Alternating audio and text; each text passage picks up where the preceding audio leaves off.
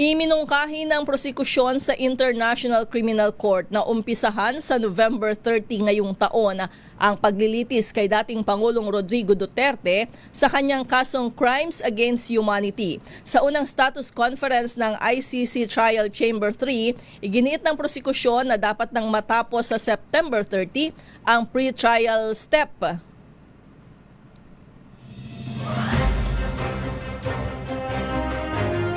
Hindi naman sang-ayon dito ang defense team ni Duterte at sinabing nakadepende dapat ito sa kakayahan ni Duterte na humarap sa paglilitis. Ayon sa bagong abogado ni Duterte, patuloy ang paglala ng kalagayan ng dating Pangulo at kailangan muna siyang suriin ng independent experts bago umpisahan ang paglilitis. Dagdag pa nito, sa ibang kaso sa ICC, inaabot muna ng 14 hanggang 19 na buwan o 14 hanggang 19 na buwan bago magsimula ang trial. Una nang iginiit ng prosekusyon ang karapatan ng mga kaanak ng mga EJK victim na o sa mas mabilis na paglilitis at karapatan ng akusado na malitis agad.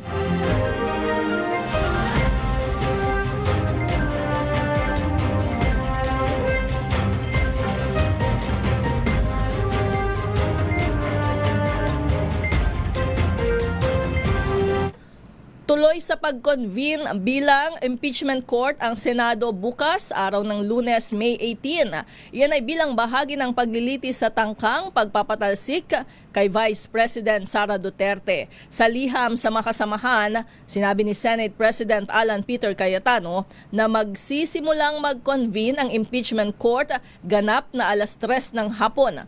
Pinahahanda na ni Cayetano sa mga senator judges ang kanilang mga robe, kasabay ng pahayag na mahalaga ang presensya at kooperasyon ng bawat isa. Opisyal na tinanggap ng Senado ang Articles of Impeachment mula sa Kamara noong May 13 habang naka-lockdown din sa Senate shooting incident. Si House Secretary General Cheloy Garafil na siyang nagdala ng Articles of Impeachment sa Senado.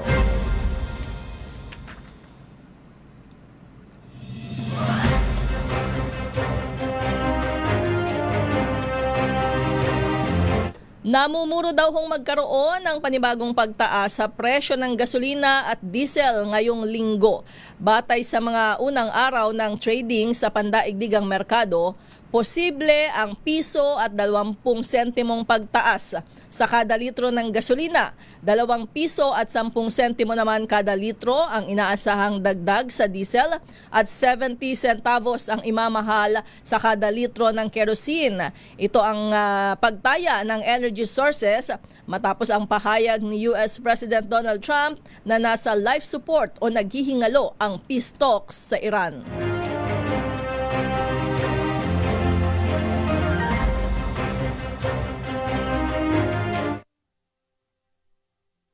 Makalipas ang 6:00 ng umaga.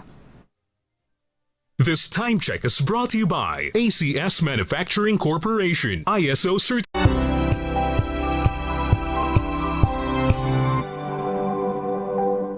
Hello, Washi! Laundry day na naman! Yay! Anong meron? Mancha ng chocolate, putik, may libag pa! Kaya natin yan!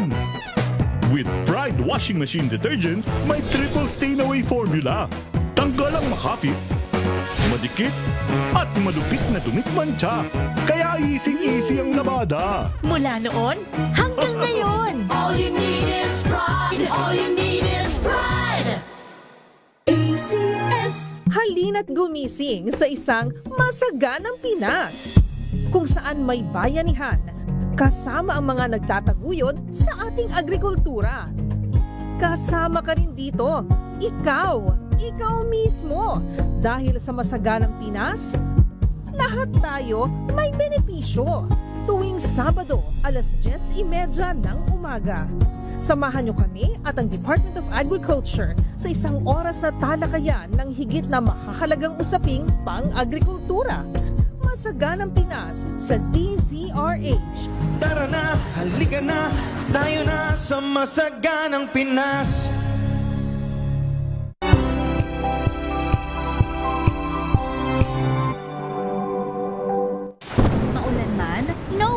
na amoy kulob ang damit. Charm Fabcon, bangong kumakabloom, tanggal amoy kulob sa bango ng charm. Kaya gamit ko, Charm Fabcon with Bloom Fresh technology. Kills 99.9% of kulob-causing bacteria. May aroma burst pa of thousands of flowers and berries. Ang sampay sa loob, no amoy kulob. Bangong kumakabloom sa charm. Charm Fabcon. ACS. May nagbago. May arte. May budget. Akala nyo lang yon. So solid. White rose papaya, wow, white rose. White rose papaya, wow, white rose. White rose papaya. May glow up with white rose papaya. White Rose Papaya. May puti power times 2 kasi may papaya at niacinamide. May shea butter and tea tree oil pa. Kutis sulit ang glow May up. glow up with white rose papaya. White Rose Papaya. Kutis sulit ang glow up. ACS. Galalala Fabcon. Galalala Fabcon. Ang bango ng sampayan. Tara na magsayawan. Calefabcon, amoy nakaka-joyful.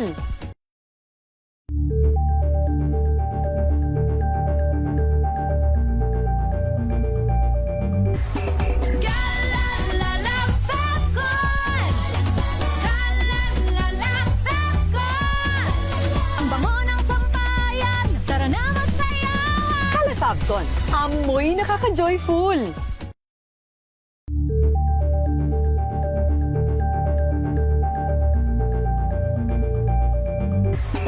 Galalala Fabcon. Galalala Fabcon. Ang bango ng sampayan. Tara na magsayawan. Calefabcon, amoy nakaka-joyful.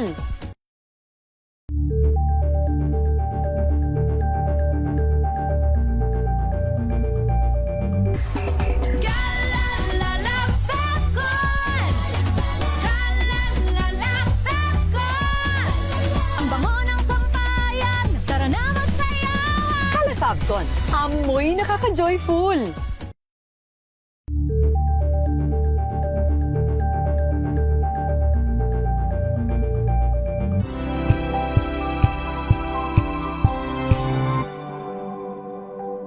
Go!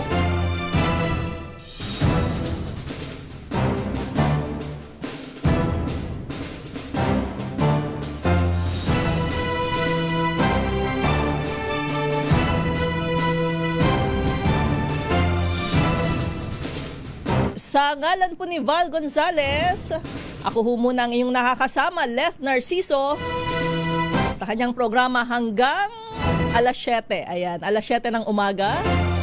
Pero hanggang alas 8 pa ho tayong magkakasama.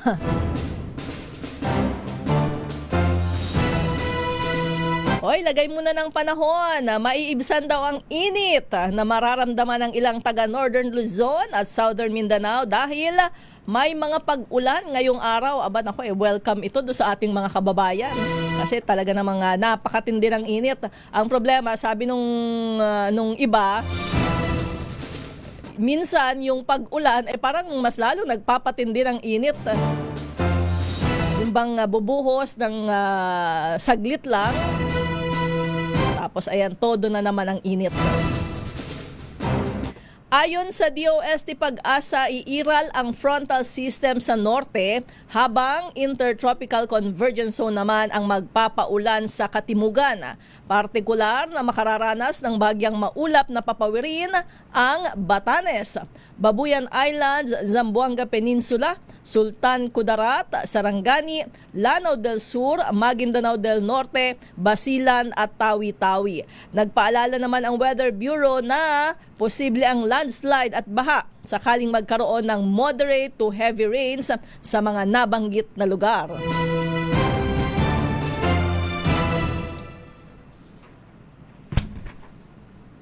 At sa kaugnay na balita, maaari namang umabot sa 46 degrees Celsius.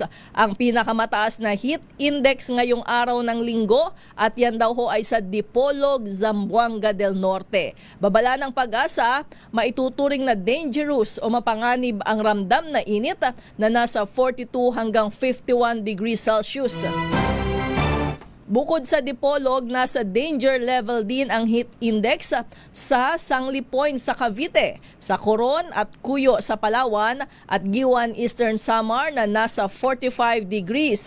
Posible namang sumampa sa 44 degrees Celsius ang heat index sa Naiya sa Pasay, San Jose, Occidental Mindoro, Virac, Catanduanes, Pili, Camarines Sur, Dumangas, Iloilo at Rojas, Iloilo City at Tarlac.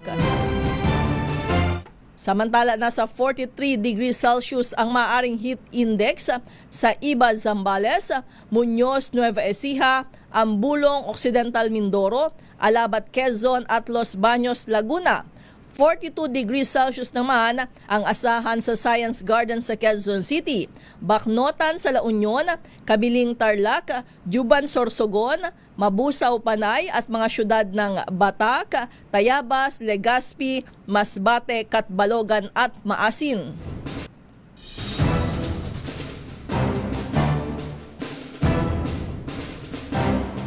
Grabe yung init na yon, ha? Ingat-ingat ho, ha, sa ating mga kababayan. May nabasa ako kaninang article na hindi daw dapat hihigit sa 3 oras yung pagbibilad. Actually, parang kakayanin ba yun na 3 oras?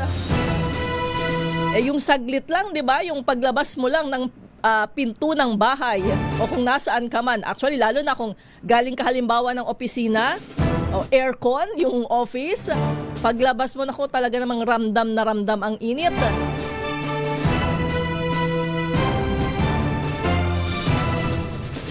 Buti nga kahapon may pag-ulan dito sa Metro Manila, no? Medyo naibsan yung matinding init.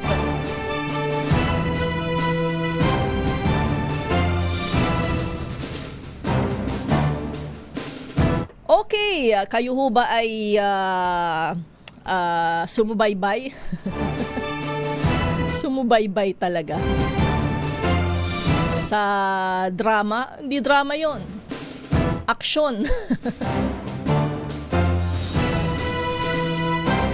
Natatawa lang tayo pero sa totoo nakakahiya yun sa international community, ano? Imaginin mo, balitang-balita tayo hindi lang sa Pilipinas kundi sa buong mundo.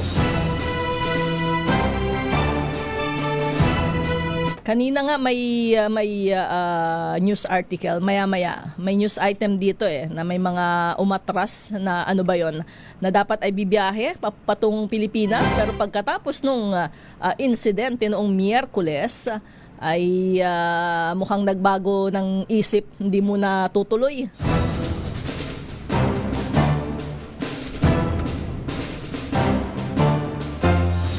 Dati, kung hindi ako nagkakamali sa aking pagkakatanda, may mga insidenteng kahalintulad niyan sa ibang mga bansa, ano. Tama ba yung nagbatuhan ng sapatos yata yun, di ba? May lumipad na sapatos sa plenary din, kung hindi ako nagkakamali. Ayan. Mayroong muntik magsapakan o natuluyang nagsapakan.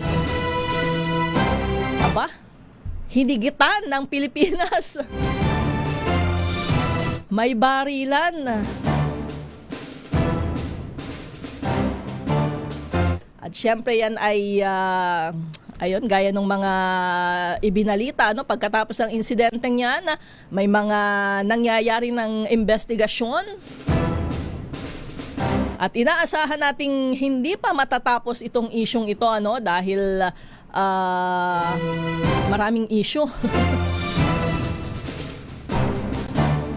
Ito ay nagsimula doon sa palitan ng liderato dyan sa Senado, kung saan lumutang ang Senator Bato de la Rosa na nawala sa ating paningin ng halos 6 na buwan. Ang sabi niya, di ba, nung matanong, bakit nga ba nandito kayo, Senator, ngayon? Kasi nga, matagal kayong nawala. Nahihiya na daw kasi siya. Ayan, nahihiya na siya. Pero bago niya sinabi yon, ayan, sinabi niya muna na pag wala siya, hinahanap nyo. Pag nandyan, kinukwestiyon nyo.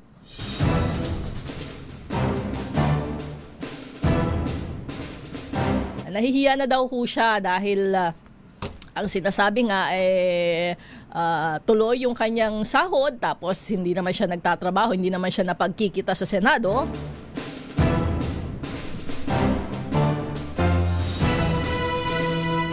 Pero syempre, hindi maiwasan naman na mapagdudahan yan dahil nga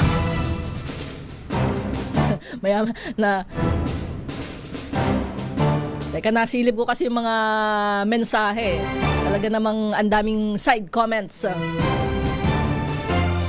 Hindi maiwasang mapagdudahan dahil nga sa mga nangyayari na kasabayan. Actually, mas nauna pa yung pagpapalit ng liderato dyan sa Senado. Bago yung botohan, parang nangyayari yung sa Senado, nagsasalita pa lang.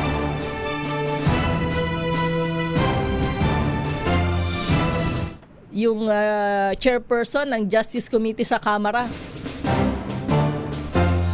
Bago pa yung botohan dun sa impeachment.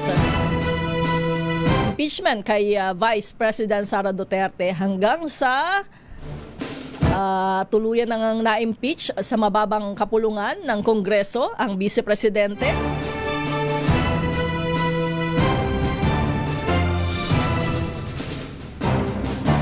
Na yun yung inaabangan na malaking balita noong Lunes. Pero nasa pawan nung ganap sa Senado.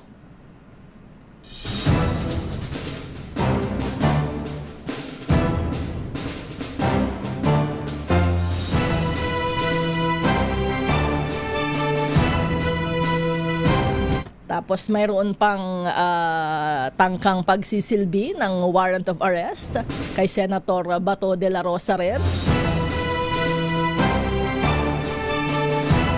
Nagkaroon ng habulan na nako, talaga namang yung ating mga kababayan, sangkaterba ang memes sa social media. Diyan tayo magagaling speaking of social media, maya-maya natin ituloy ang ganap na yan. Dahil, okay, sige, ikaw na muna, Het. Sumisenya si Het. Magbabalik ko ang Mega Balita Linggo, Pilipinas ang oras, alas 6:33 ng umaga. Si